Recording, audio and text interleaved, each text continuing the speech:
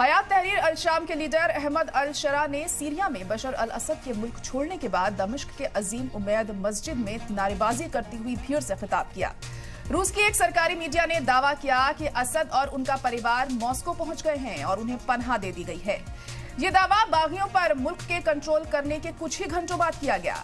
अमेरिकी सदर Joe Biden ने कहा है कि अमेरिका को बाज़ाब्ता तौर पर असद के ठिकाने के बारे में पता नहीं है, लेकिन ऐसी रिपोर्ट्स हैं कि वो मॉस्को चले गए हैं। उन्होंने कहा कि सीरिया के हालात के लिए असद को जवाबदेह ठहराया जाना चाहिए।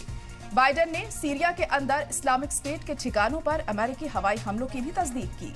बाइडेन ने कहा कि अमेरिका, जिसके पास साउथ ईस्ट सीरिया में तकरीबन 900 फौजी हैं, वह इस बारे में बिल्कुल साफ है कि आईएस इन हालातों का फायदा उठाने की कोशिश करेगा और हम ऐसा होने नहीं देंगे।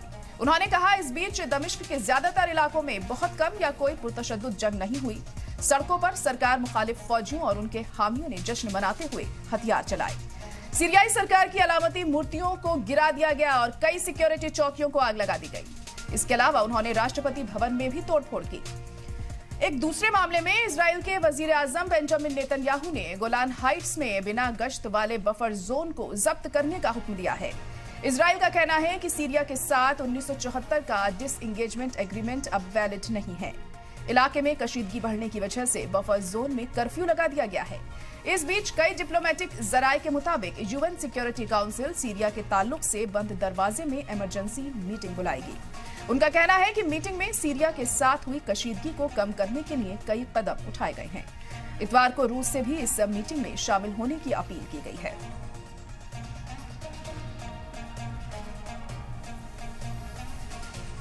तो एसटीएस के सदर ने यहां पर आवाम को भी खिताब किया है। दमिश्क पर कब्जे के बाद ये खिताब किया गया।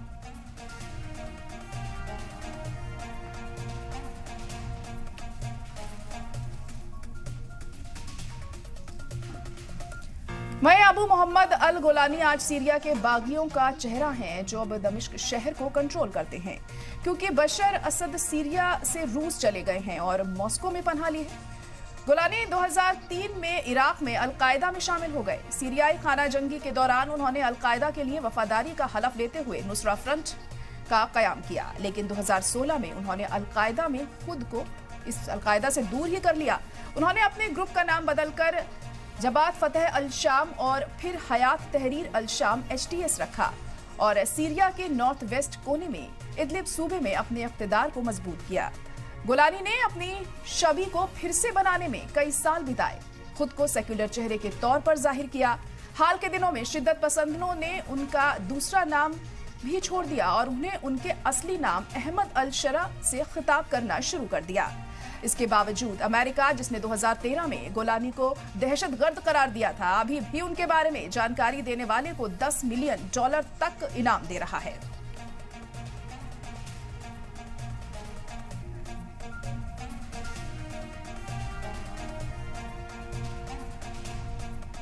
वहीं राजधानी दमिश्क पर बागियों के कब्जे के बाद सीरिया में सदर बशर अल असद का तख्ता पलट हो गया। बागियों ने सीरिया के 5 बड़े शहरों पर पूरी तरह कब्जा कर लिया। सीरिया में अब आगे क्या होगा, जानने के लिए देखिए ये खास रिपोर्ट।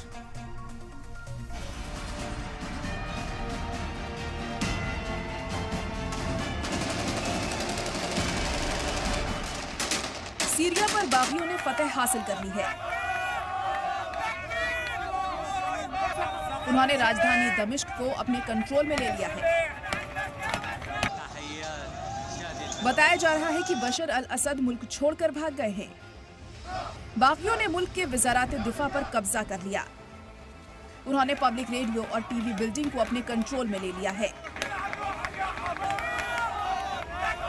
ये एक सिंबॉलिक साइट है, क्योंकि यहाँ से वे नई सरकार का ऐलान कर सकते हैं। फिलहाल बागी हवाई फायरिंग कर राजधानी पर जीत का जश्न मना रहे हैं।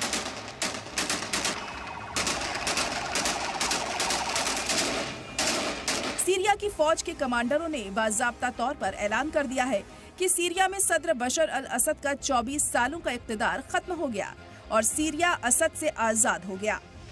बागियों की राजधानी दमिश्क में दाखिल होते ही उनके इस्तकबाल में हामियों ने नारेबाजी की। दमिश्क के कई चौक चौराहों पर लोगों का जमावड़ा लग रहा है। वे आजादी आजादी के नारे लगा रहे हैं। बागियों के कमांडर्स ने कहा है कि हम इस मौके का इस्तकबाल करते हैं। अब सियासी बंदियों को छोड़ा जा रहा है, उनकी चेन खोले जा रहे हैं और सीरिया में नाइंसाफी का इक़्तिदार खत्म हो रहा है। 50 साल पहले बशर अल असद के वालिद हाफिज अल असद ने बड़े हंगामे के बाद मुल्क के इक़्तिदार पर कब्जा किया था। बागियों ने एक बयान में कहा, असद की पार्टी के तहत 50 बरसों के इस्तेहसाल और 13 बरसों के जुल्म, ज्यादती और बेघर होने के बाद हम आज़ादी का ऐलान करते हैं। ऐसा पहली बार नहीं है जब सीरिया में इस तरह की बगावत और तख्ता पलट हुआ हो। 1950 और 60 के दशक में जब सीरिया में तख्ता पलट हुआ तो आर्मी ने सबसे पहले रेडियो टीवी बिल्डिंग को अपने कब्जे में लिया और फिर नई सरकार का ऐलान किया। अब एक बार हयात तहरीर अल शाम ने उसी तख्ता पलट को दोहराया है। लेकिन सवाल ये है कि इस बगावत के पीछे आखिर असल मकसद क्या है और सबसे ज्यादा किसको इस बगावत से फायदा पहुंचने वाला है। जिस तरह से एक तरफ अमेरिका और दूसरी तरफ रूस असद और बागियों की हिमायत करते आए हैं, उससे कहीं न कहीं इस बात पर भी सवाल खड़े हो रहे हैं कि क्या अपने मुल्क को खुद अपने बाशिंदे ही तबाह कर रहे हैं या फिर इसके पीछे कोई और है। ब्यूरो रिपोर्ट, सलाम टीवी। तो सीरिया में मौजूदा हालातों पर अभी क्या चल रहा है, इस पर हम चर्चा करेंगे। खास मेहमान भी हमारे साथ जुड़ चुके हैं। अब्बास मेहंदी साहब हमारे साथ जुड़ गए हैं, जो कि हमारे आउटपुट हेड हैं। इसके अलावा डॉक्टर ब्रह्मदीप अल्यून जी जुड़ गए हैं, जो कि इंटरनेशनल अफेयर एक्सपर्ट हैं, और पीके सहगल जी भी इस वक्त हमारे साथ जुड़ चुके हैं, जो कि डिफेंस एक्सपर्ट हैं। आप सभी का बहुत इस्तकबाल है सलाम टीवी में। अब्बास मेहंदी जी, सबसे पहले आप ही के पास मैं यहाँ पर आऊंगी। अब सीरिया में जो हालात हैं, अब असद के बाद किस तरीके से मुस्तकबिल आप सीरिया का देख रहे हैं, क्या हो सकता है आने वाले दिनों में? जी बिल्कुल, बहुत ही अहम सवाल है आपका कि बशर असद जिसकी पूरे कुनबे ने, पूरे ख़ानदान ने 50 साल सीरिया में हुकूमत की और पिछले 13 सालों में ऐसा क्या हो गया कि अवाम वहाँ के बशर असद के मुखालिफ हो गए।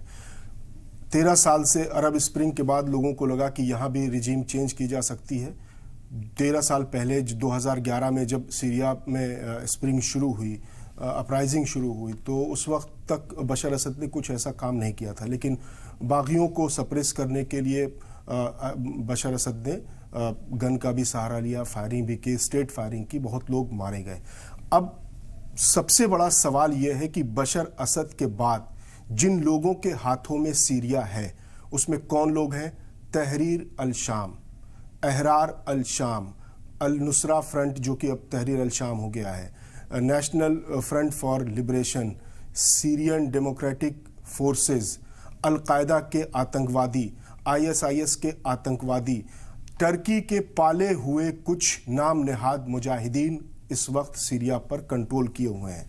तो अब आप ये सोचिए कि बागियों, जिनको हम भी बागी लिख रहे हैं, अरब मीडिया भी बागी लिख रहा है, जबकि वो बागियों का सबसे बड़ा लीडर है अबू मोहम्मद अल गुलानी, उस पर $10 मिलियन का अमेरिका ने इनाम घोषित कर रखा है। वो अल-कायदा का 10 साल टेररिस्ट रहा, उसने इराक में, सीरिया में टेररिज्म किया। उसके बाद फिर उसने ISIS ज्वाइन किया, ISIS में उसकी नहीं बनी तो फिर उसने अल नुसरा फ्रंट बनाया 2016 में, और अभी पिछले कुछ सालों से हया तहरीर अल शाम के नाम से उसने अपना एक ऑर्गेनाइजेशन बनाया। तो अब बिल्कुल साफ है कि अफगानिस्तान में जिस तरह से तालिबान टेररिस्ट सरकार चला रही है, बांग्लादेश में जैसे शेख हसीना के बाद आतंकवादियों के हाथ में बांग्लादेश है, उसी तरह से सीरिया की बागडोर, सत्ता की बागडोर आतंकवादियों के हाथ में है। इसको दुनिया बागी कहे, ये दुनिया का दोहरा चेहरा है, ये अमेरिका का दोहरा चेहरा है, ये मिडिल ईस्ट का, अरब वर्ल्ड का दोहरा चेहरा है। अमेरिका का दोहरा चेहरा क्या है कि एक तरफ तुम अबू मोहम्मद अल गुलानी को टेररिस्ट कहते हो, $10 मिलियन का इनाम रखते हो, और दूसरी तरफ तुम ये कहते हो कि सीरिया में पिछले 13 सालों में जो हुआ उसके लिए असद को जिम्मेदार ठहराया जाए। तो असद को किस बात के लिए जिम्मेदार ठहराया जाए? क्या असद सरकार ने सीरिया की औरतों को, लड़कियों को बाजार में बेचा था, सेक्स स्लेव बनाया था? क्या असद सरकार के फौजियों ने लोगों के सर कलम किए थे? क्या असद सरकार ने सहाबी रसूल हुज्र बिन अदी, अम्मार यासिर, ओवैस करनी जैसे अजीम मर्तबत सहाबियों के मज़ारात गिराए थे? क्या वहां उन्होंने तांडव किया था? क्या जो 5 लाख लोग मारे गए, क्या असद की आर्मी ने मारा था? नहीं, उसको अलकायदा ने मारा है, ISIS ने मारा है, अल नुसरा फ्रंट ने मारा है। तो अब ये दुनिया का दोहरा चेहरा है, आतंकवाद को लेकर दोहरा चेहरा है कि जब हम आपके हक में काम करने लगे तो आप बागी लिखे जाएंगे, लेकिन अगर हम आपके हक में काम ना करें तो आप टेररिस्ट लिखे जाएंगे। तो ये दुनिया का दोहरा चेहरा है। अमेरिका उसमें शामिल है, इजराइल उसमें शामिल है, और उसमें अरब वर्ल्ड शामिल है, उसमें कतर शामिल है, उसमें सऊदी अरब शामिल है, उसमें टर्की शामिल है। तो आपका जो सवाल था मैं कंक्लूड कर रहा हूं कि अब सीरिया के हालात, सीरिया को उर्दू में शाम कहते हैं, तो लोग कह रहे हैं, ये नारे दे रहे हैं कि ये शाम के शहजादे थे और शाम के बाद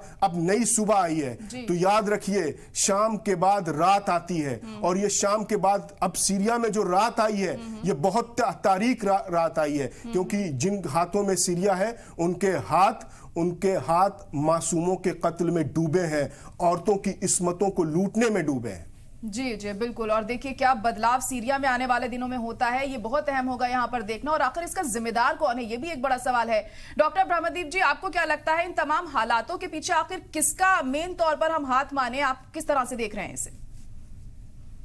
देखिए, असद का जो अर्थ होता है अरबी में वो शेर होता है, मतलब वीरता का प्रतीक होता है। लेकिन जो सीरिया है वहां पर असद का मतलब है अत्याचार, असद का मतलब है निर्ममता। तो आपने कभी नुमाइंदगी की ही नहीं सीरिया की, आपने नुमाइंदगी छोटे से तबके की। आपने जो सुन्नी बाहुल्य इलाके उनको अपने हालात पर छोड़ दिया था, मतलब आपने दुनिया का सबसे बड़ा भूखमरी वाला राष्ट्र बना दिया उसको। आपने शरणार्थी वाला देश बना दिया जहां से लाखों लोग दूसरे देशों में जाने के लिए मजबूर हो गए। तो आपने सिर्फ शहरों पर कब्जा बनाए रखा और वहीं से अपनी सत्ता का संचालन किया, और जिन लोगों ने लोकतंत्र की मांग की उनको बुरी तरीके से कुचला। तो जो सीरिया में बदलाव हुआ है वो लाजमी था, वो बदलाव होना ही था। अब बात यह है कि आप नुमाइंदगी किसकी कर रहे हैं? आप नुमाइंदगी सीरिया की कर रहे थे? बिल्कुल नहीं। असद ने कभी सीरिया की नुमाइंदगी की ही नहीं, और ऊपर से अपने आप को सत्ता में बनाए रखने के लिए आपने हिजबुल्लाह का सहारा लिया, आपने ईरान का सहारा लिया, आपने रसिया का सहारा लिया, और दुनिया का प्रतिद्वंदिता का मैदान सीरिया को बना दिया। अब जो कुछ हुआ है सीरिया में वो बहुत ठंडी हवा का झोंका है, बहुत अच्छा हुआ है, क्योंकि अंततः लोकतंत्र के आने की उम्मीदें तो बड़ी है। अब मुद्दा यह है कि इसमें बहुत सारे इन्वॉल्वमेंट भले ही हो, लेकिन सीरिया की नुमाइंदगी करेगा कौन?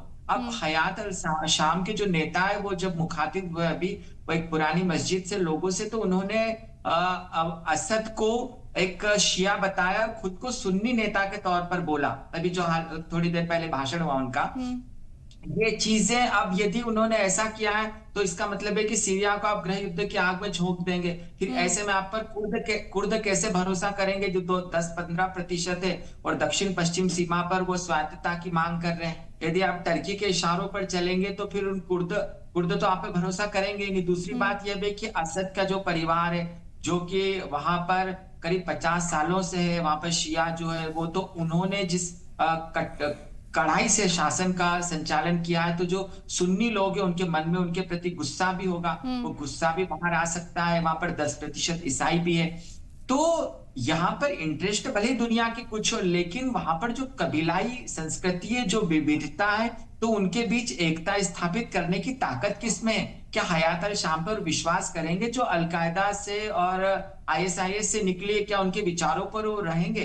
तो देखने वाली बात यह है कि आप सीरिया की नुमाइंदगी करें, आप ईरान की नुमाइंदगी करने से मना कर रहे हैं कि अब ईरान का हथियार यहाँ नहीं दिखेगा, तो फिर क्या अमेरिका का हथियार दिखेगा वहां पर? तो आप सीरिया की नुमाइंदगी करें, सीरिया के सभी समूहों की नुमाइंदगी करें, आप क्रिश्चियन को शामिल करें। इस मामले में सीरिया के सामने लेबनान एक अच्छा मॉडल हो सकता है, जहां पर राष्ट्रपति, प्रधानमंत्री और वहां के जो संसद अध्यक्ष, संसद के जो आला अधिकारी होते हैं या जो आला पद पर बैठे हैं, वो सारे अलग अलग जाति और समुदाय के लोग होते हैं।